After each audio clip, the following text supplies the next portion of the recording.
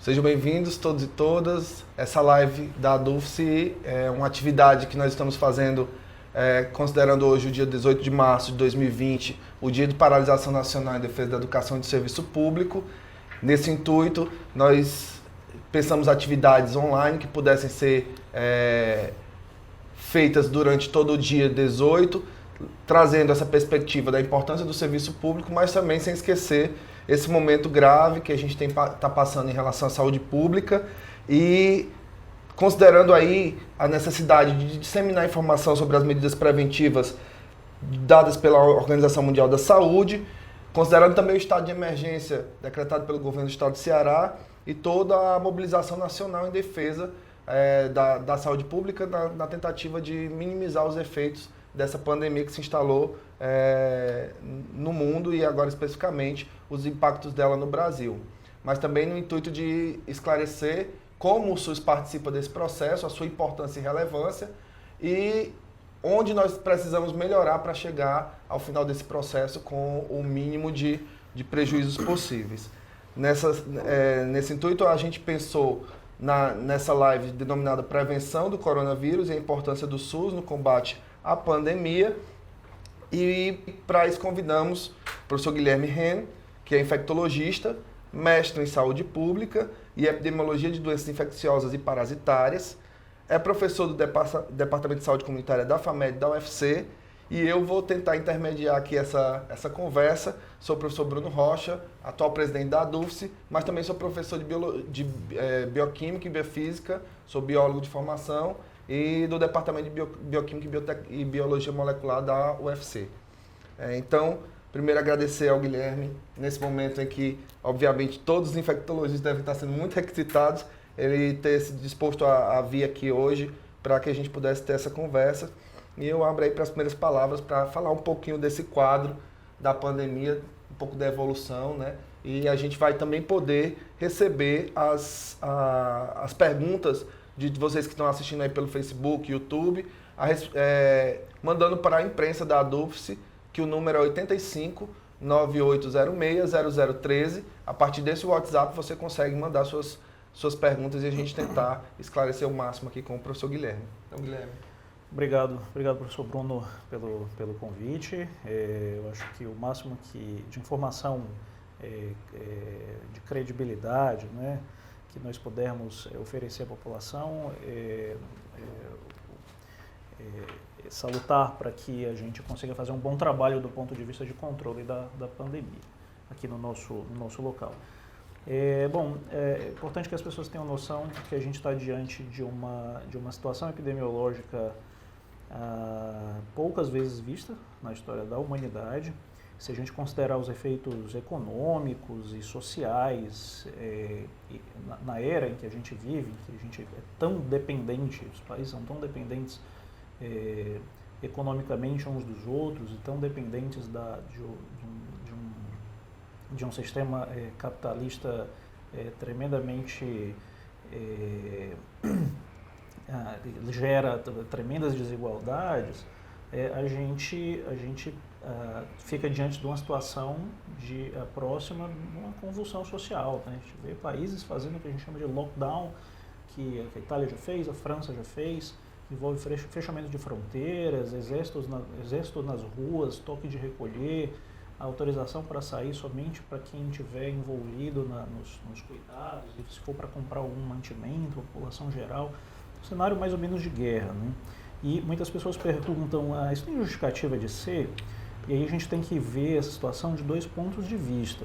A gente pode avaliar do ponto de vista individual. Se a gente olhar só para o ponto de vista individual, o risco individual de adoecer com gravidade e morrer, a resposta é não. Provavelmente a gente não teria que se preocupar tanto assim, né? Uma doença que traz um risco pelo menos para a população jovem, acho que nós dois nos enquadramos, né, nessa população jovem sem comorbidades, relativamente pequeno. Você fala assim, eu tenho uma chance de 1% de adoecer, de ficar grave, de morrer. Então, realmente, do ponto de vista individual, eu pensar que 99% de chance de eu ficar muito bem é bom, né? Eu olho e digo, muito, muito tranquilo. Mas quando a gente olha para o impacto de 1% sobre uma população de milhões de pessoas, e quando eu olho para essa população e vejo que todas as pessoas são suscetíveis, 1% de pessoas precisando de UTI, de atendimento médico especializado, e muitas delas vão morrer, a gente acaba falando em centenas de milhares de pessoas. Não tem sistema de saúde público ou privado, por mais rico que o país seja, que dê conta de um número tão grande de pessoas em estado grave, num espaço curto de tempo. Então, quando a gente olha do ponto de vista de saúde pública, de saúde coletiva, é que a gente consegue ver o impacto potencial muito grande da pandemia por esse novo coronavírus. A gente vai detalhar um pouco mais ao longo da nossa conversa. Guilherme, assim, você falou realmente dessa questão da saúde pública. A gente pôde observar várias respostas diferentes de vários países, como isso aconteceu, alguns mais tardiamente, alguns mais rapidamente, alguns de maior eficiência, outros de menor eficiência. No Brasil especificamente, a gente demorou para tomar essas atitudes mais duras, ou a gente seguiu um protocolo que era recomendável pelas informações que nós tínhamos no momento.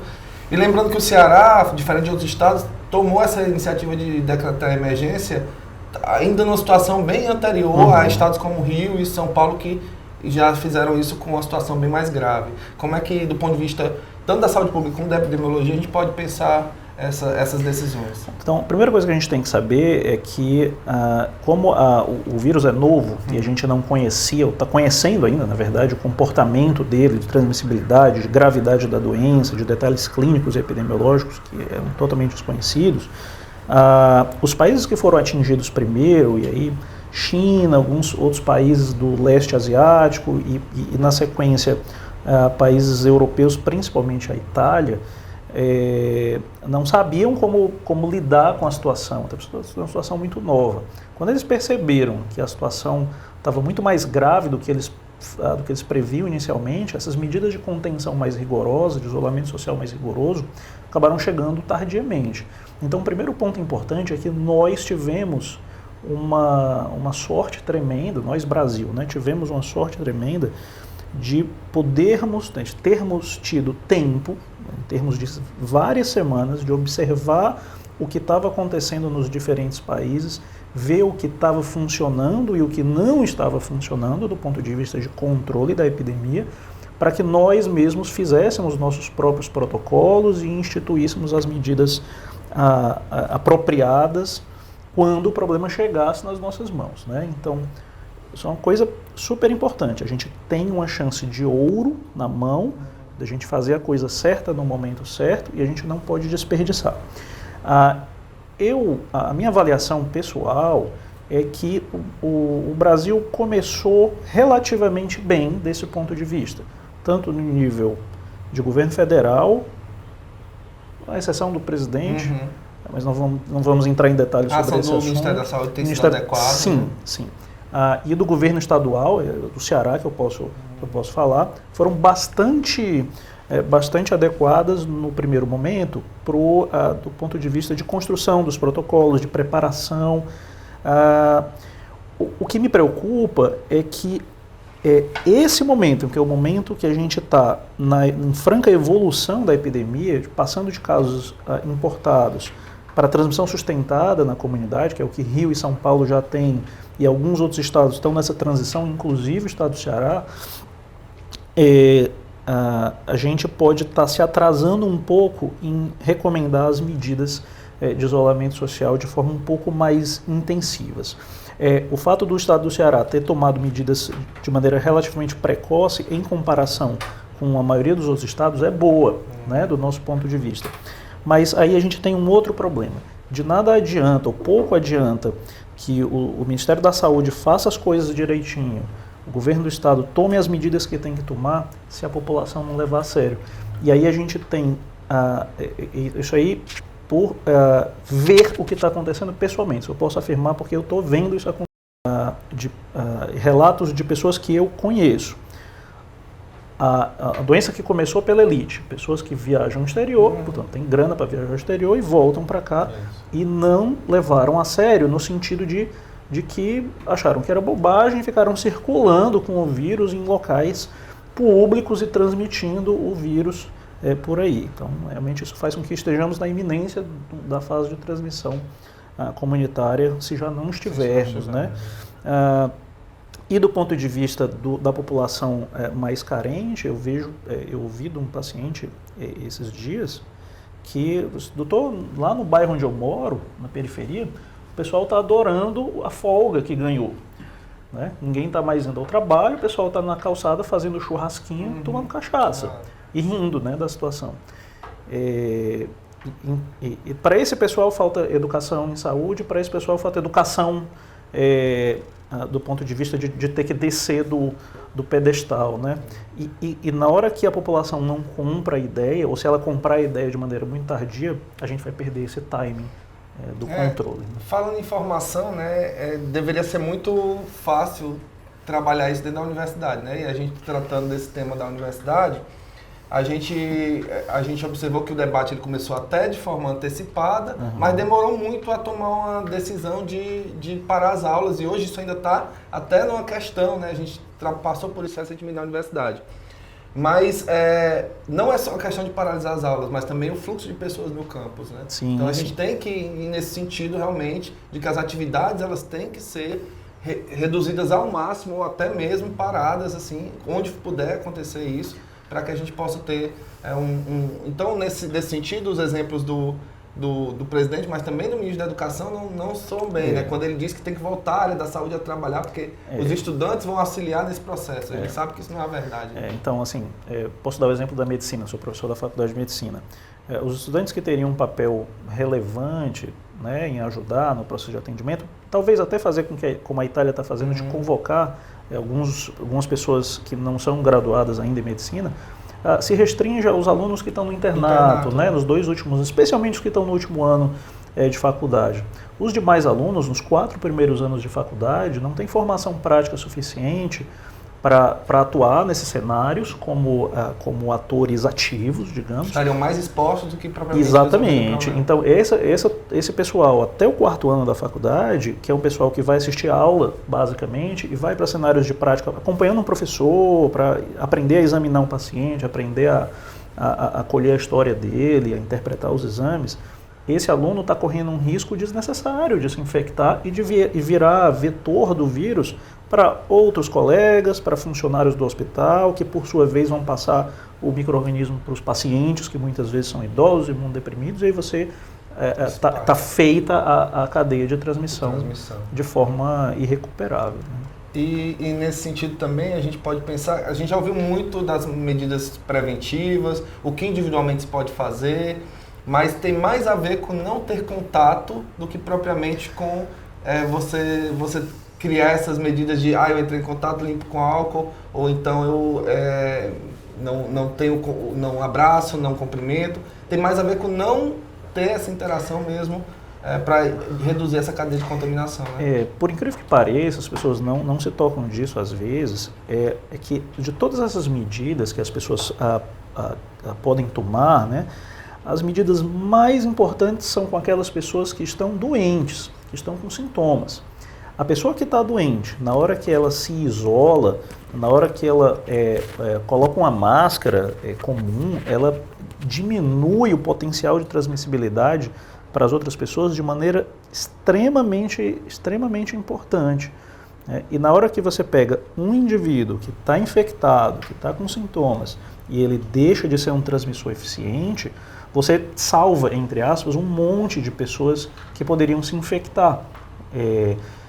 As medidas das pessoas que estão assintomáticas e são suscetíveis, nós, por exemplo, são super importantes, óbvio, mas eu vejo pessoas na rua, no caminho da minha casa até aqui, eu vi várias pessoas no meio da rua, dentro do seu carro, usando máscara.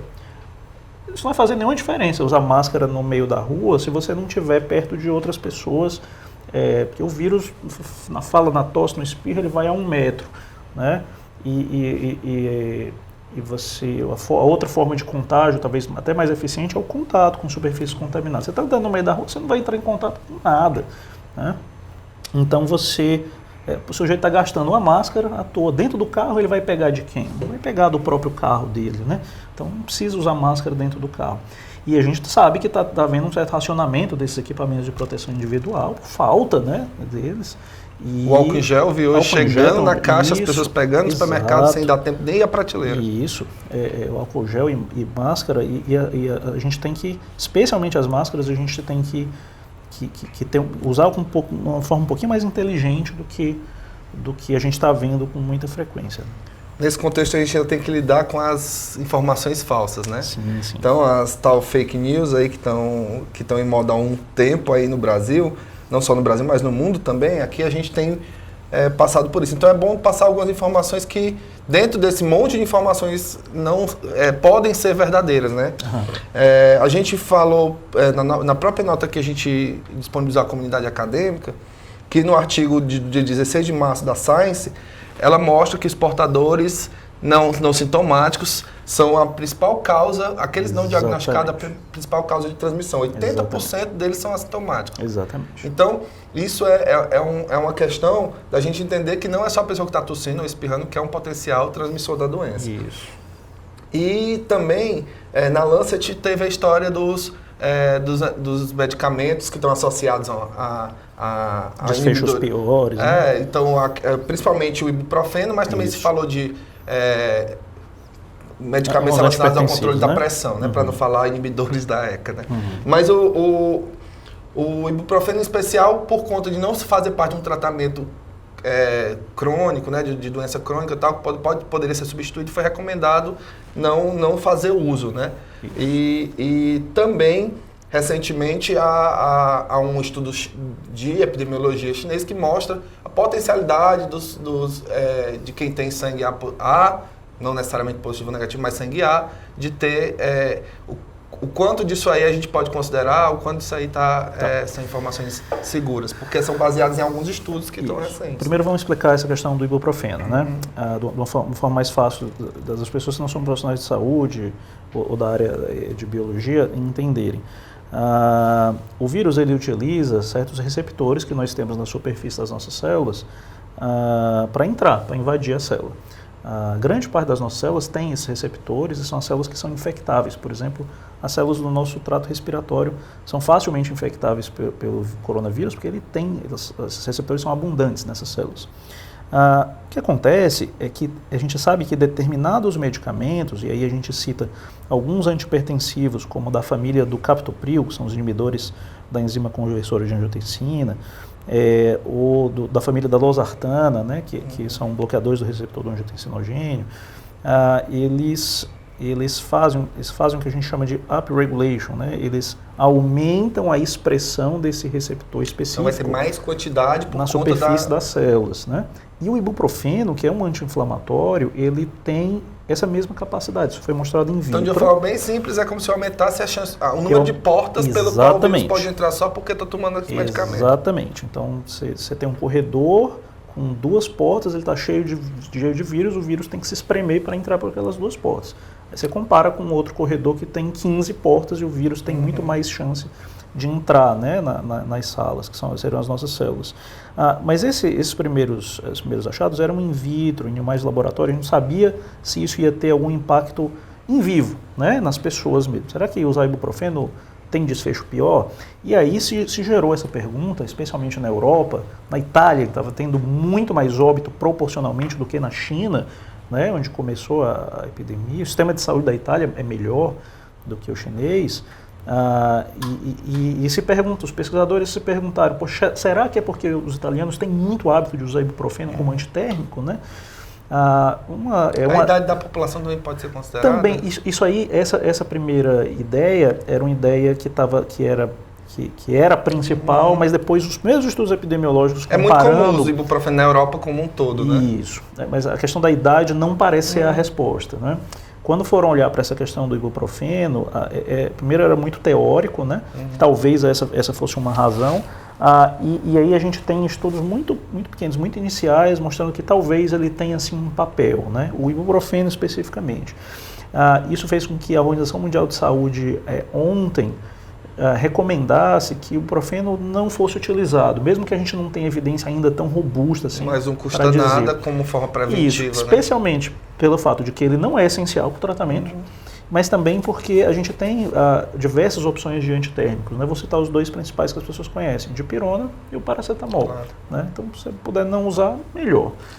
Bem, a gente está recebendo algumas perguntas aqui pelo WhatsApp, que é 85 9806 0013, e aí a gente tem do jornalista Gabriel Abreu, que aí já envolve o outro tema que a gente vai tratar aqui, que é como está a capacidade do SUS para lidar com a pandemia aqui no Ceará especificamente.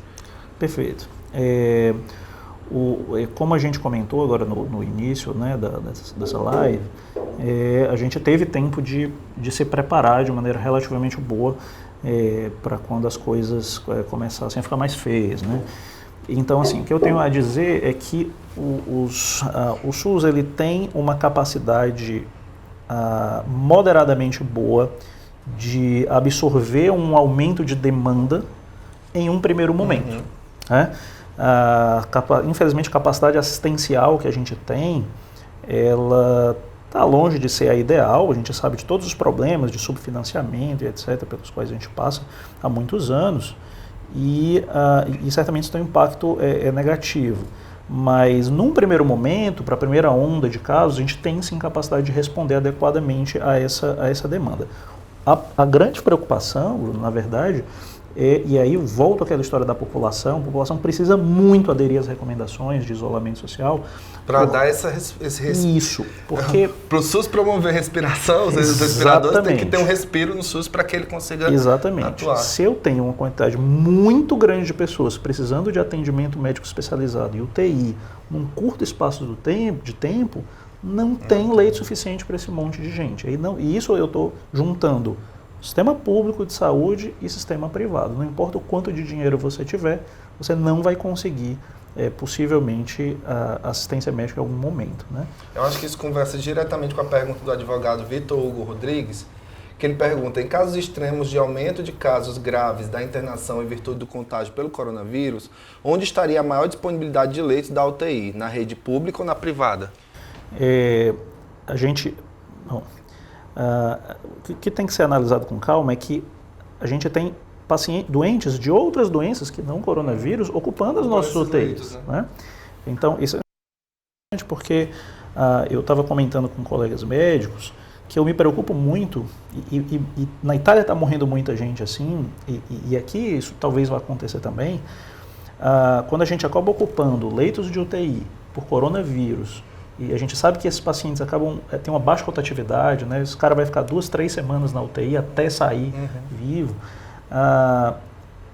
Eu vou impedir o acesso ao cara que está infartando, que vai precisar de um UTI, o cara que sofreu um AVC, está precisando de um UTI, o cara que teve uma apendicite, que vai precisar de um UTI.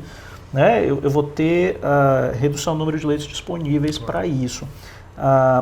Enquanto no SUS a gente tem uma capilaridade razoavelmente maior do ponto de vista de integração entre os diferentes hospitais, então eu como gestor posso, por exemplo, determinar que um determinado hospital da minha rede pública vá servir exclusivamente para internação e acompanhamento de pacientes com Covid-19, enquanto um outro hospital da rede vai servir para essas outras doenças. O serviço privado vai ter, embora exista uma oferta de leitos potencialmente maior, em relação ao número de pessoas que vão acessar aquele serviço, eles não têm essa capacidade. Né? O sujeito que é beneficiário de determinado plano de saúde, ele tem ali 2 ou 3 opções de hospitais só. Tem gente que só tem uma opção de hospital para ir, qualquer que seja o problema. Né? Então, do ponto de vista de disponibilidade média, o SUS tem uma disponibilidade maior. Queria só também informar que nós também estamos recebendo perguntas pelos stories, estamos tendo uma boa participação aqui das pessoas, certo? Stories e comentários das redes sociais. Então, tem uma terceira pergunta, mas antes de fazer, eu queria pontuar que essa questão da disponibilidade de leitos, da capacidade do SUS, e aí é uma posição do sindicato que a gente tem levantado junto com as outras entidades que fazem a luta em defesa do SUS e da educação, é que a emenda constitucional 95 pode ter sido um grande revés nesse caminho, onde a gente tem, só em 2019, 9 bilhões de redução da saúde, uma estimativa de 20 bilhões desde que a emenda foi implantada. Então, a campanha que a gente faz hoje no sindicato é de revogação da emenda constitucional, entendendo que saúde e educação nunca é gasto. E a gente está entendendo agora o impacto sobre a economia que uma calamidade como essa tem, ele não pode jamais deixar de associar que se a gente tivesse talvez tratado com mais cuidado a educação e a saúde, nós teríamos mais capacidade de informar e mais capacidade de tratar as pessoas que estivessem com a doença. Então, o Raimundo Madeira, que também é jornalista, ele pergunta se os casos suspeitos devem se dirigir a uma unidade básica de saúde ou logo para uma emergência hospitalar. Perfeito. Então, a gente tem que dividir essa pergunta, né, em dois cenários. Se você depende do Sistema Único de Saúde, é preferível que você procure unidade básica de saúde. A ideia é que você evite ir ao pronto-socorro, porque chegando no pronto-socorro você vai estar sobrecarregado. Você, além de demorar a ser atendido, tem um potencial de, caso você esteja infectado pelo coronavírus, passar para as outras pessoas que estão ali esperando, ou se você não tem, você pegar do cara que está do teu lado esperando consulta. Numa unidade básica de saúde, num consultório médico, fica um pouco mais fácil lidar com essa superlotação nas salas de espera, porque você acaba gerindo as consultas eletivas, né? Pertence que está estável, não precisa ir ao posto, né? Adia a consulta, né? Para priorizar o atendimento a esses casos. Agora, se você está grave, se você está com falta de ar, está te faltando fôlego, vá a um pronto-socorro, porque se você for para a unidade básica de saúde, você vai acabar sendo encaminhado e você vai acabar perdendo tempo. Do ponto de vista de saúde privada, é mais ou menos a mesma coisa, com a diferença que o pessoal que tem condição de pagar tem a opção de ter seu caso notificado e convocar o laboratório para coletar o exame em casa, que seria o melhor, situação ideal. Ideal, né? Eu vou fazer duas perguntas em uma, porque eu acho que uma já praticamente foi respondida, né, que era qual a relevância do SUS na contenção da epidemia? Eu acho que tem a relevância, a gente já falou um pouco, mas pode pontuar mais nessa questão efetiva do SUS. Mas, e se honestamente esses números de contaminados estão sendo subestimados? Posso começar pela segunda? Pode.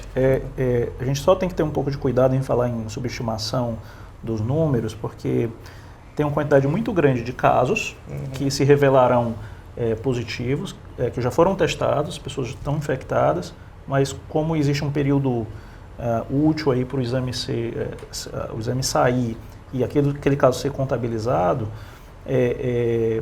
esses casos, você vê hoje no boletim, tem 11 casos, não tem 11 casos, tem bem mais do que isso, mas esses casos estão aguardando confirmação, estão aguardando divulgação. A divulgação acontece logo depois da confirmação, né?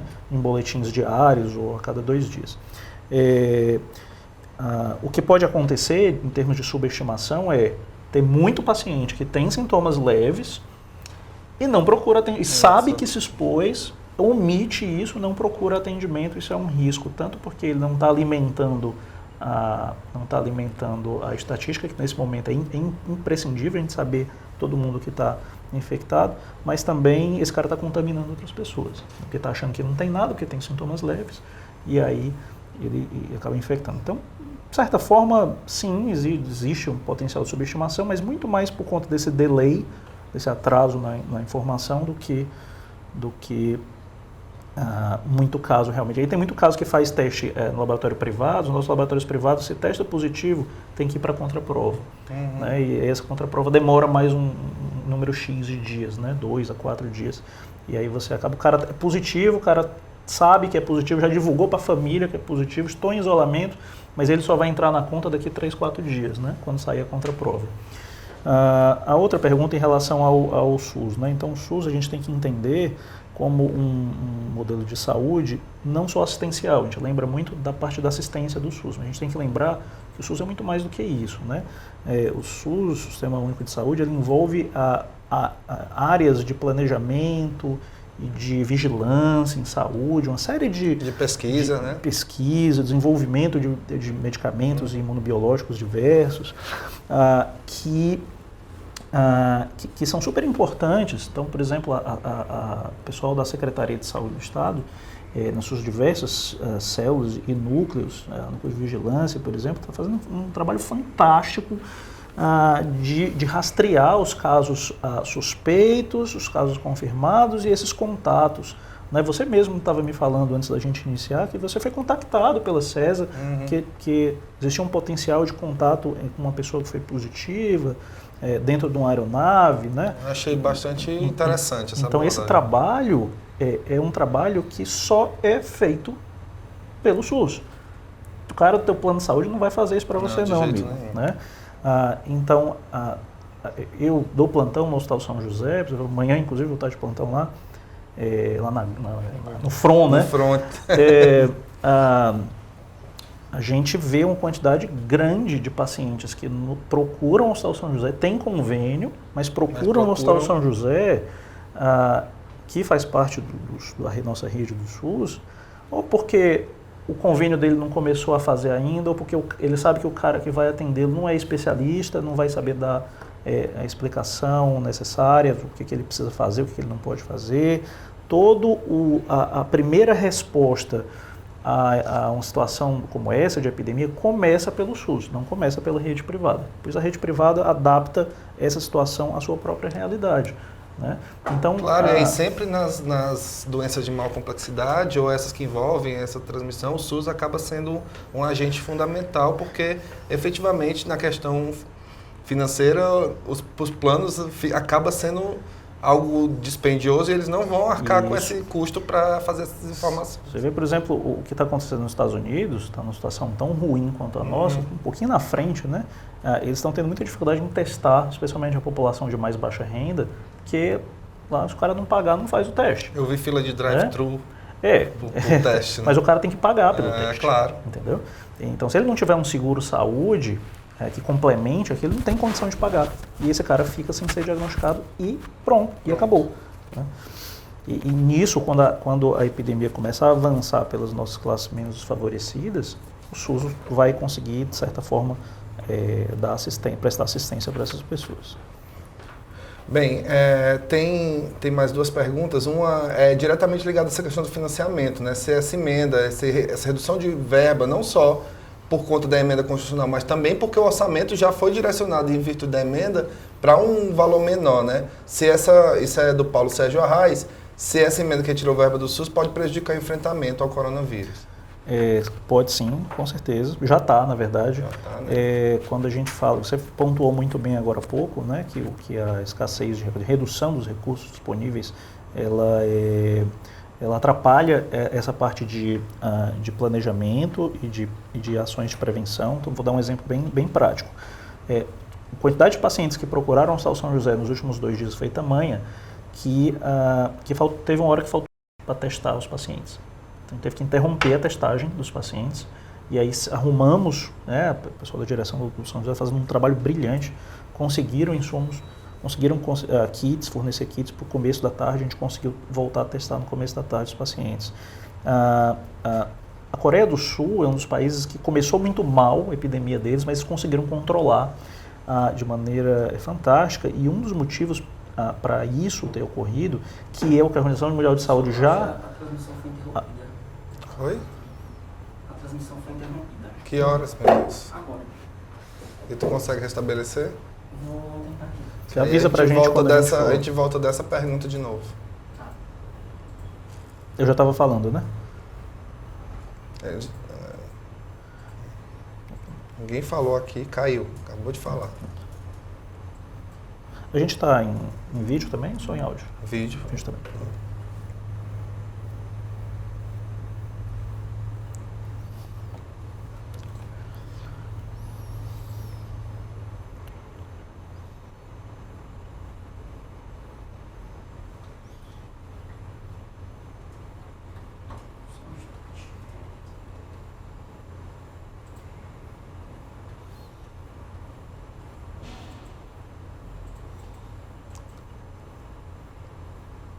Mas caiu em todas? Porque... Caiu todas.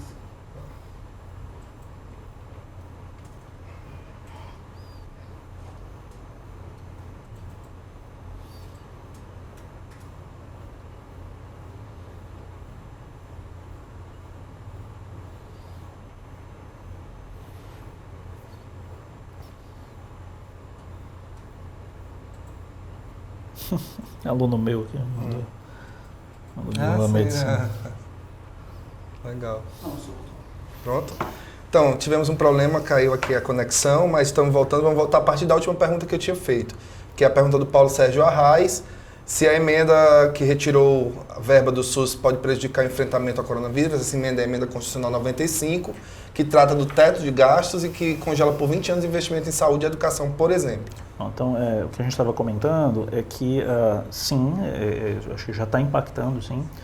Estava citando um exemplo prático, né, que a gente está com uma quantidade tão grande de testagens no São José, de pessoas considerados casos suspeitos que estão precisando procurar o hospital lá, que teve uma hora que aí, nos últimos 2 dias acabaram os kits de testagem.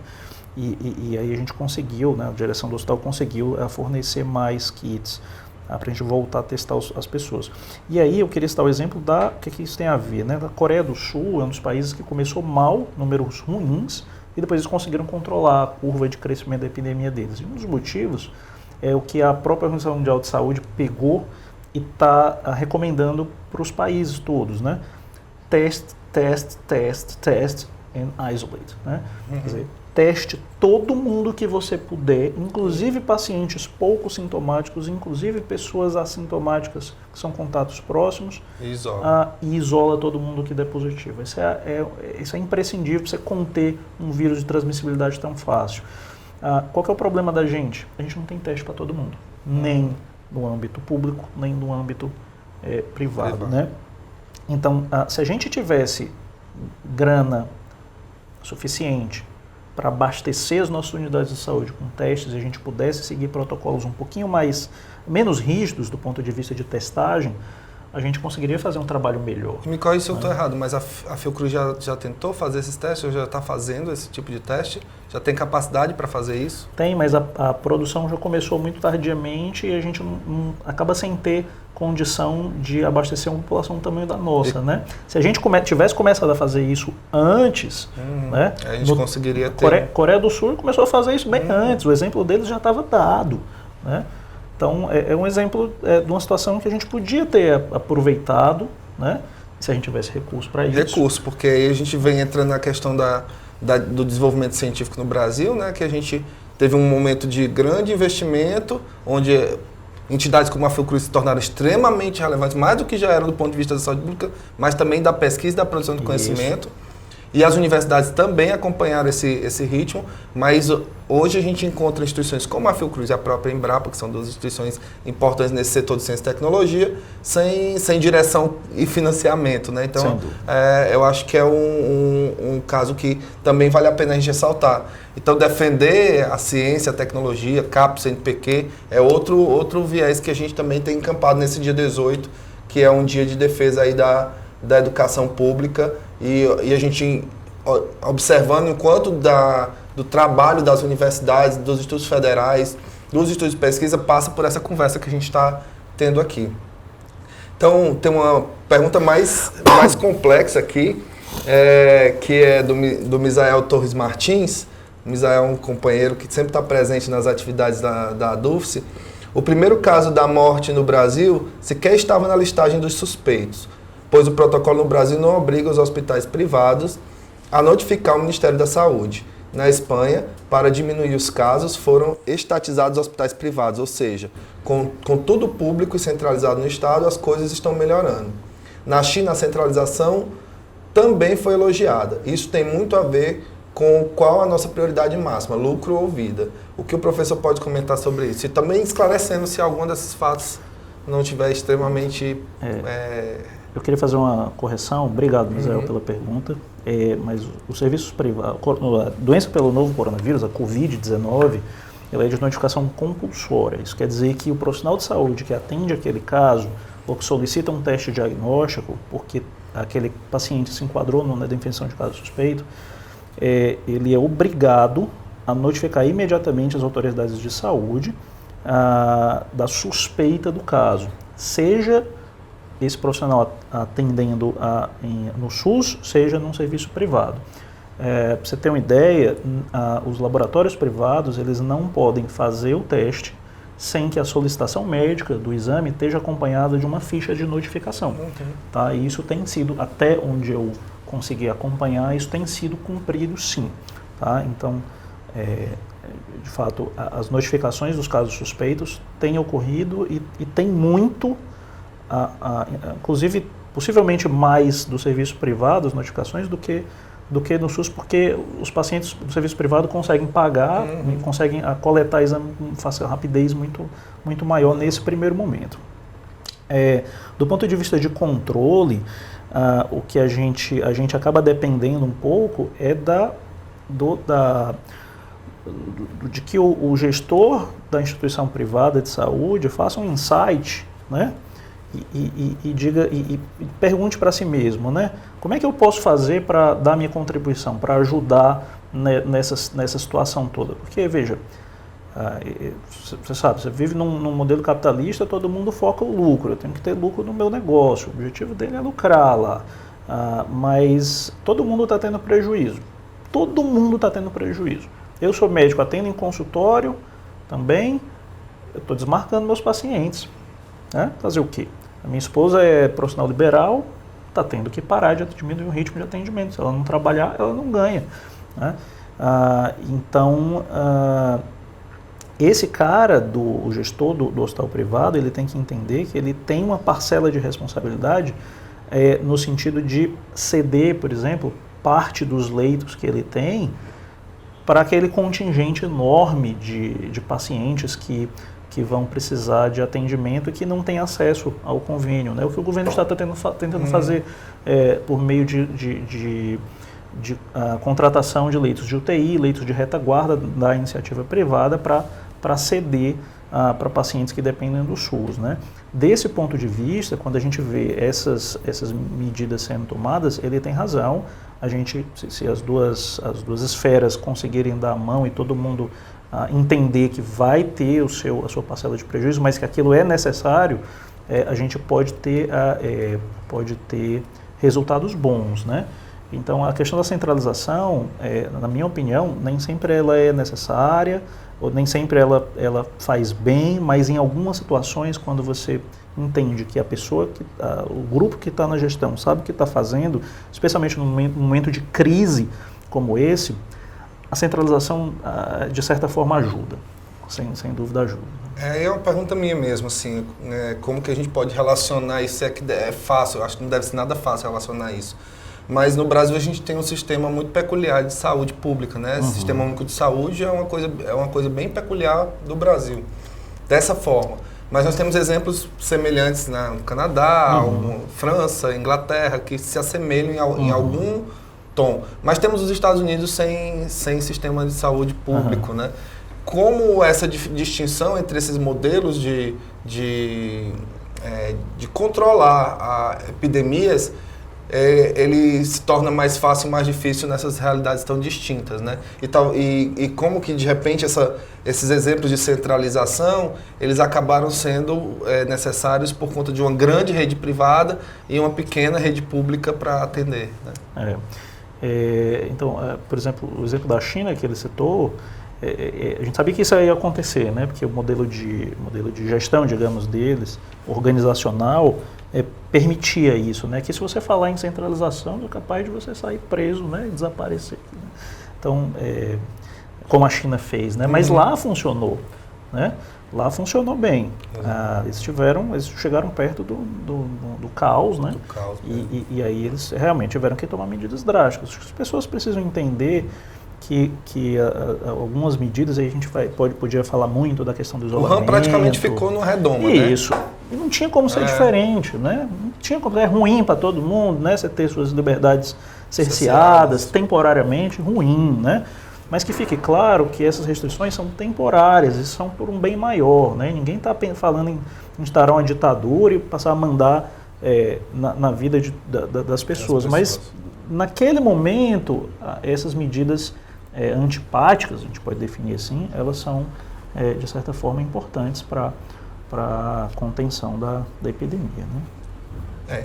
E nessa perspectiva, das pesquisas, eu faço parte de um grupo da Academia Brasileira de Ciências, que são os membros afiliados. A gente tem um grupo, a gente tem comentado bastante sobre o tema, né? E os colegas que são da área mais da saúde, da pesquisa em saúde, já estão inclusive trabalhando na perspectiva de isolar, né, material genético, de conseguir a forma inativa viral, tal, de trabalho, né? Então essas pesquisas estão iniciando no Brasil nessa perspectiva. A gente viu a quantidade de artigos científicos publicados pela China, pelos Estados Unidos, pela Europa, Coreia. Então foi um absurdo de artigos que saíam rapidamente, né? Então essa publicação rápida foi muito importante no primeiro momento. Mas aí a gente se depara com a situação aqui no Brasil, os colegas querendo fazer algo e o investimento em pesquisa não ter sido direcionado, como por exemplo foi para a Zika. E talvez a gente tenha vencido muito da Zika porque conheceu profundamente os mecanismos, não só epidemiológicos, mas também moleculares do vírus. E eu acho que o exemplo das duas pesquisadoras que conseguiram sequenciar o genoma mostra isso, a capacidade que nós temos, mas esbarramos na questão dos recursos para investimento para pesquisa. Nesse cenário, assim, e aí não só pensando nessa epidemia em si, mas pensando nas epidemias que a gente tem observado o retorno, como sarampo, e as que a gente já convive, que é a da dengue, né? Como que esse impacto na pesquisa você visualiza também como professor da universidade, o impacto que isso teve nos últimos 2 anos especificamente, né, quando a redução foi mais drástica? É um impacto gigantesco, né? Se você consegue manter o investimento estável ou crescente, né, em ciência e tecnologia, você consegue manter um arcabouço de base, de pesquisa, de ponta funcionando. E na hora que você começa a ter uma situação atípica como essa, mas que se instalou muito rapidamente e cujo controle depende de ações muito rápidas também, do ponto de vista de desenvolvimento de imunobiológicos, de produtos farmacêuticos, tratamento,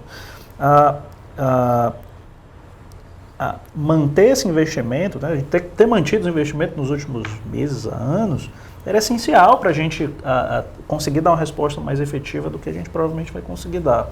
E até para existir insumos capazes de dar uma resposta a tempo, né?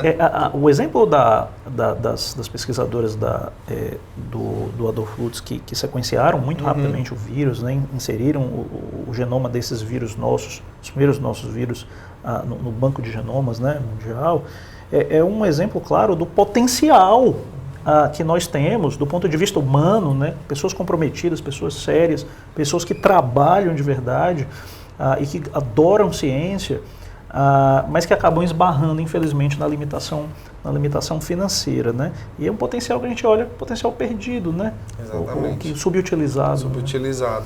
Né? Eu tenho mais algumas perguntas aqui, eu vou tentar selecionar mais uma, mas eu vou voltar um pouco essa minha próxima pergunta antes de selecionar aqui dos ouvintes, das pessoas que estão assistindo.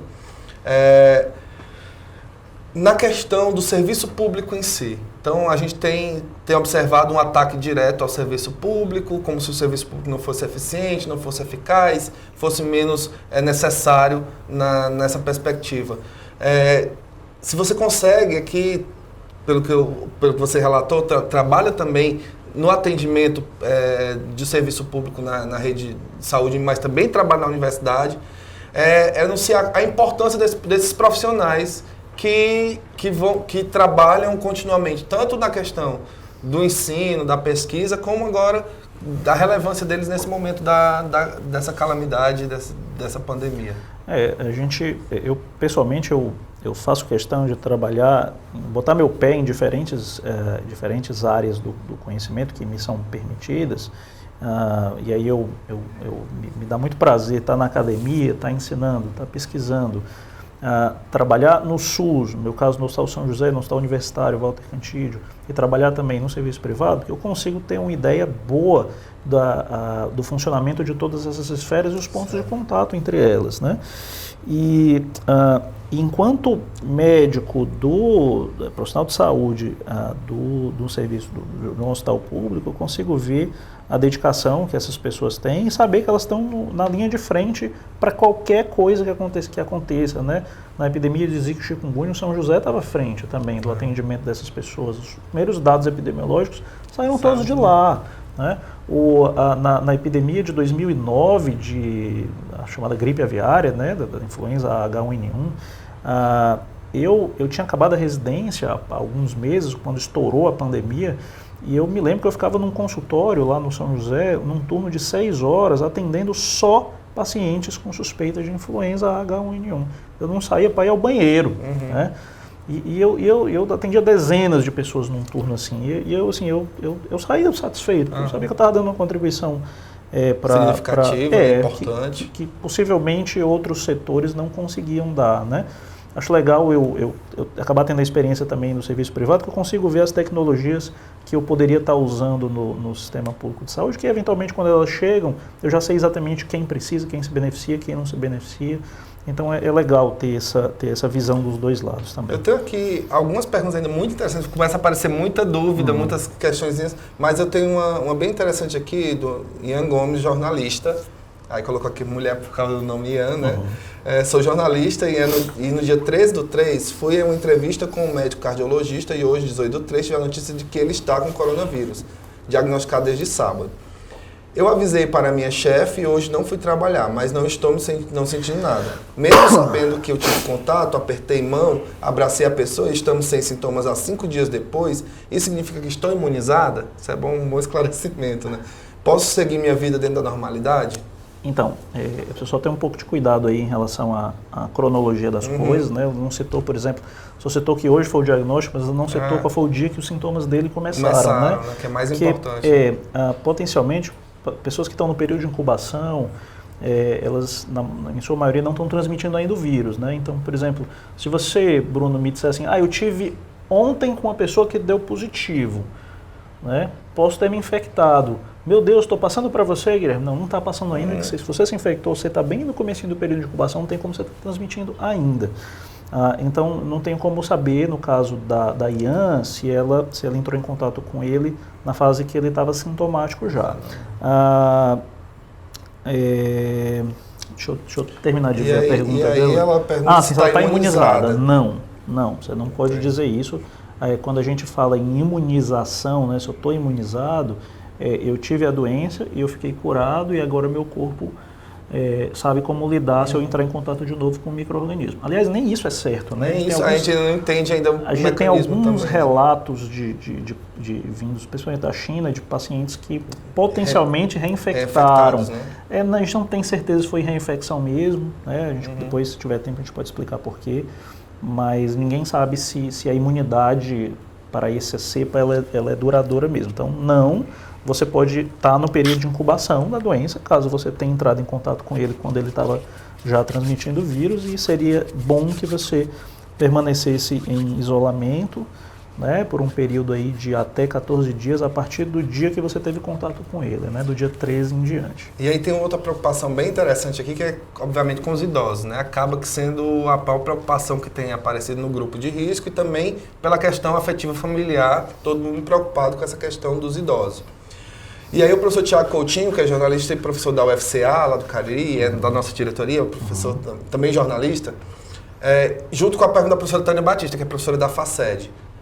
O que significa isolamento? Meus pais têm mais de 60 anos. Ficar trancado dentro de casa também é muito ruim. Existem medidas seguras para sair de casa? O que recomenda? E a Tânia pergunta, quais os principais cuidados para o isolamento de idoso?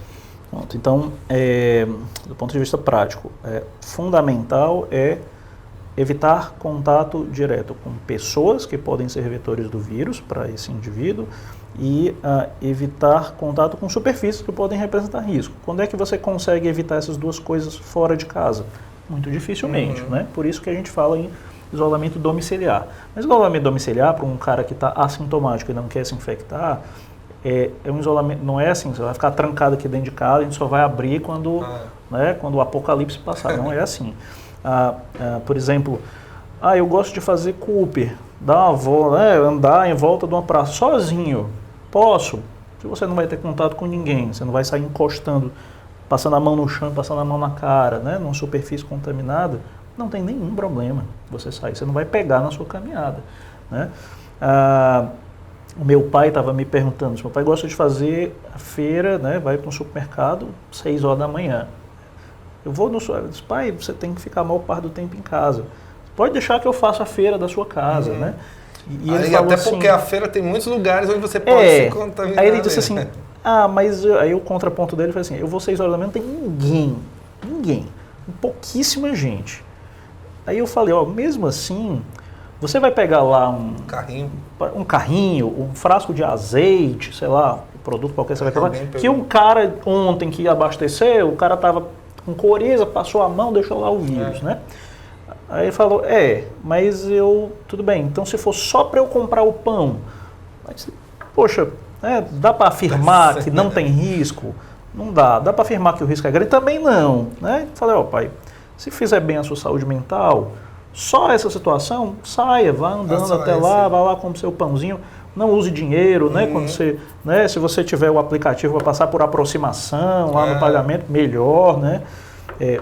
Vá com o seu potinho de álcool gel e depois, assim que você passar no caixa, higieniza as mãos com álcool gel, né? Então assim, não é um isolamento 100%, né? Quem está em casa. Mas é realmente evitar contato com pessoas que podem ser vetores da doença e evitar contato com superfícies que você sabe. E aí no contraponto a gente tem um utilizadas. monte de gente indo trabalhar no ônibus lotado, né? Hoje mesmo eu fui entrevistado lá no prédio onde eu moro por uma equipe de um jornalista, era um repórter, e a moça da filmagem, doutor, eu vou ficar aqui longe de você porque eu estou meio gripado. Eu falei, o que você está fazendo aqui, né?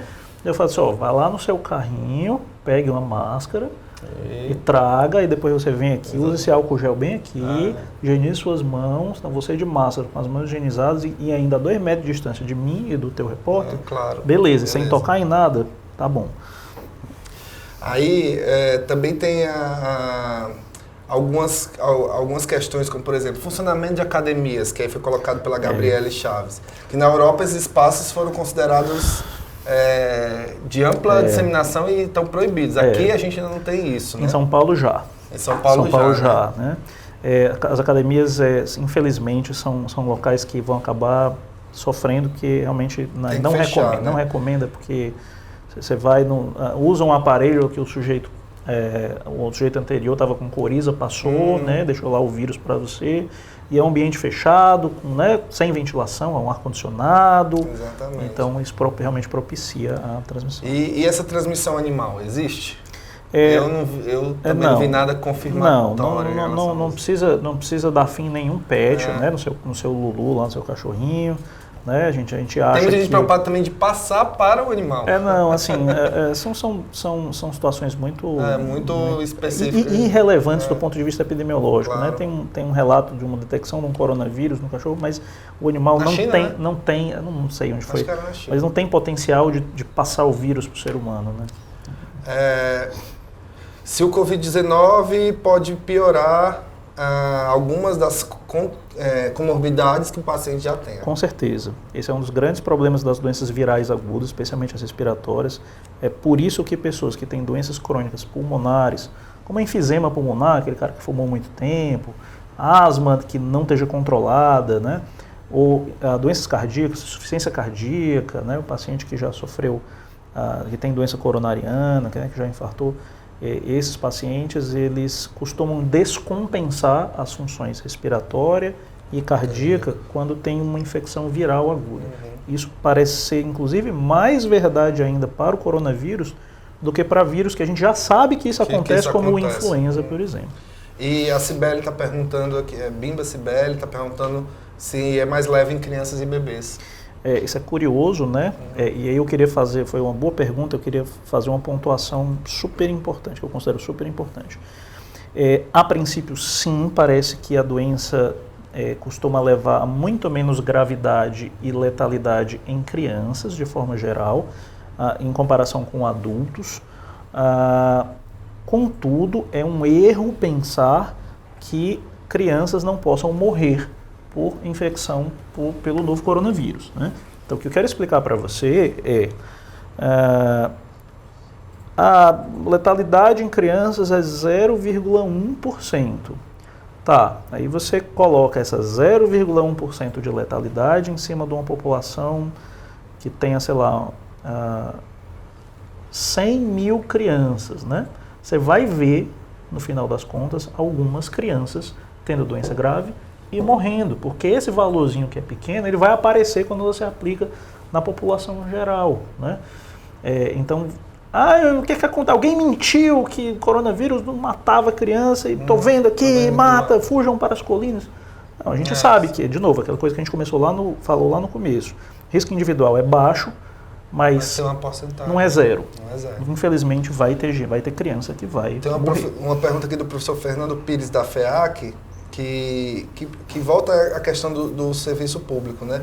Se esse evento ele poderia contribuir de alguma forma para reforçar a saúde pública nos países com investimentos, reforçando assim o papel do Estado.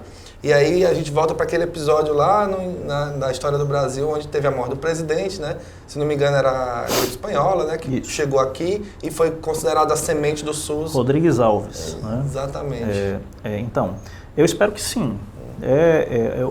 Eu tenho um lema na minha vida que é por pior situação pela qual eu passo, eu tenho que tirar alguma lição boa para melhorar como pessoa. Eu acho que a gente como sociedade também pode fazer esse exercício. Então eu acho, Bruno, que a gente vai sair fortalecido enquanto humanidade depois que isso passar. Especialmente um exemplo é a solidariedade das pessoas que aflora, né, num momento de crise como esse, né? E um outro exemplo é uma lição valiosa como essa que o espectador comentou, que poxa, se o nosso país falhou porque a gente tinha subfinanciamento, por exemplo, da saúde, porque a gente não tinha um sistema de saúde universal, e isso ficou na cara, que isso sirva de lição para a gente mudar as nossas convicções prévias, né? Aqui tem uma pergunta da Nathalie Sena. Como proceder em caso da pessoa sintomática leve que teve contato com caso suspeito? A orientação é só quarentena mesmo?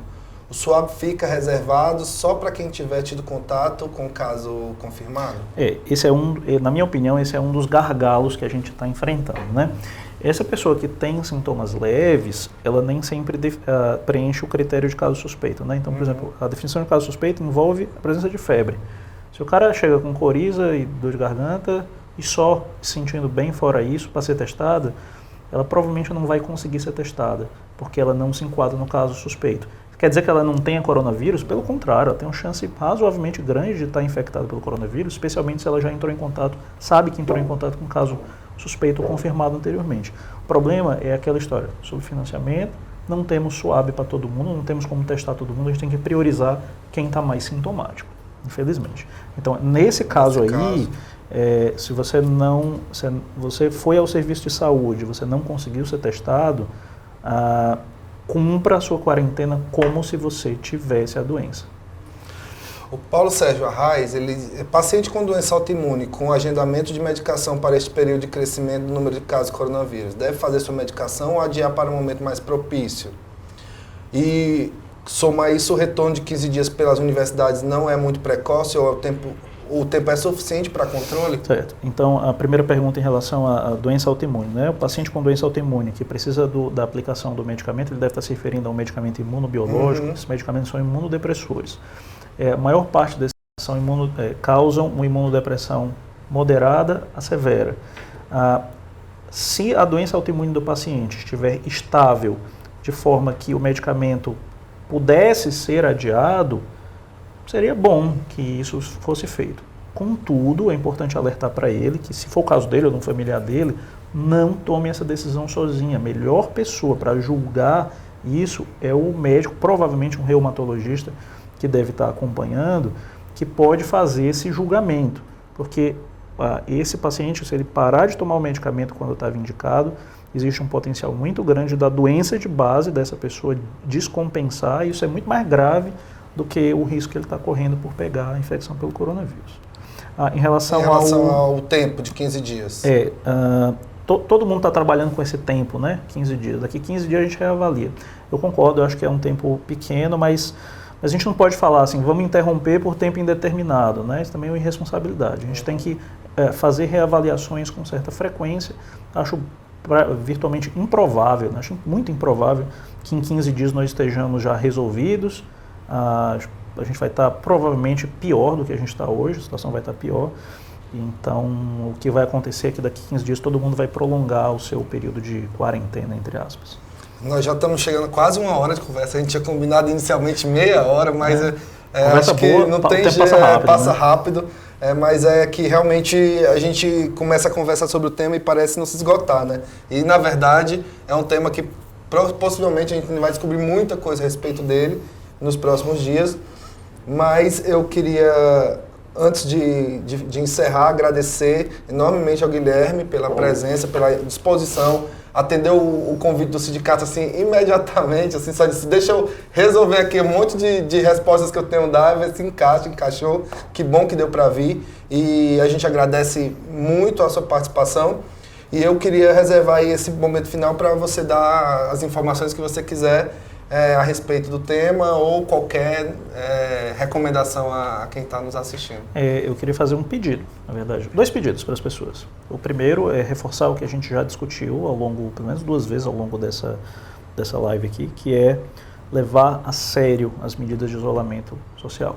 Não vá trabalhar doente, né? Estimule as pessoas que estão doentes a não irem trabalhar ou trabalhar de casa. Procure seguir as recomendações das autoridades públicas de saúde, porque essa é a única forma que a gente tem de evitar uma catástrofe humanitária.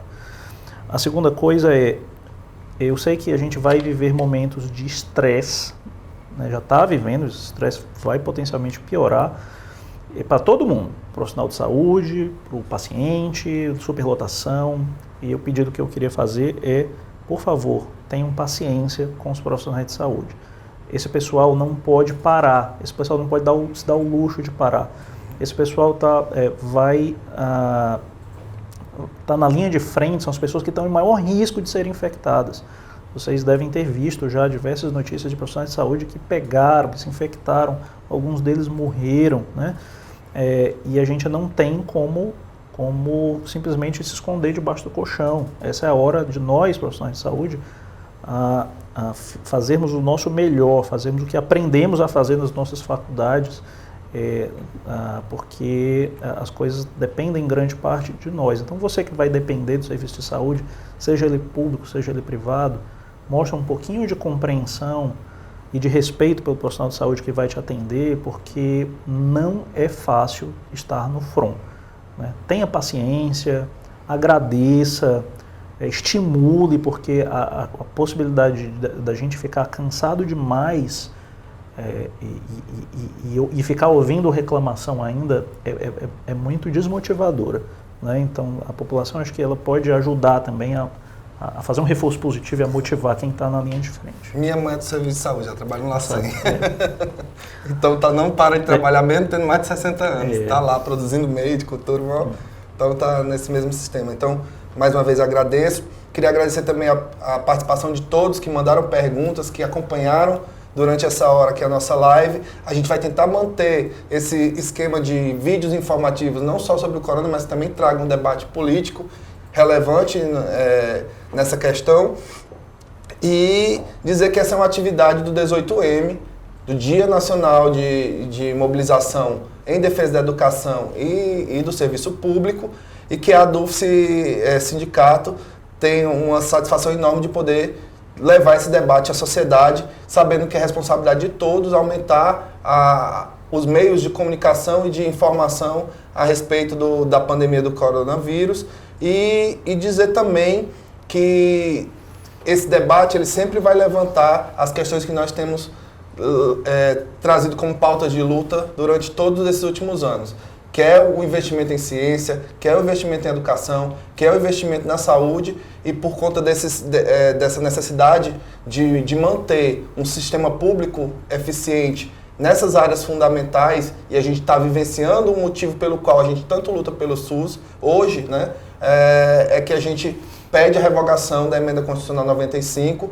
e pede que tire de pauta todos os ataques ao funcionalismo público. Então é essa pauta que a gente está trazendo nesse dia de reivindicações, pela revogação da Emenda Constitucional 95, contra a reforma administrativa, que pode aí reduzir o salário dessas pessoas que estão se dedicando nesse momento e correndo risco de vida para atender a população e fazer com que a gente passe por esse momento difícil da melhor maneira possível. Então, Queria também deixar aqui os canais de comunicação para o cidadão, que qualquer informação sobre a Covid-19, você pode ligar para 85 3219 5973 ou 3219 8582 e o celular 984390422.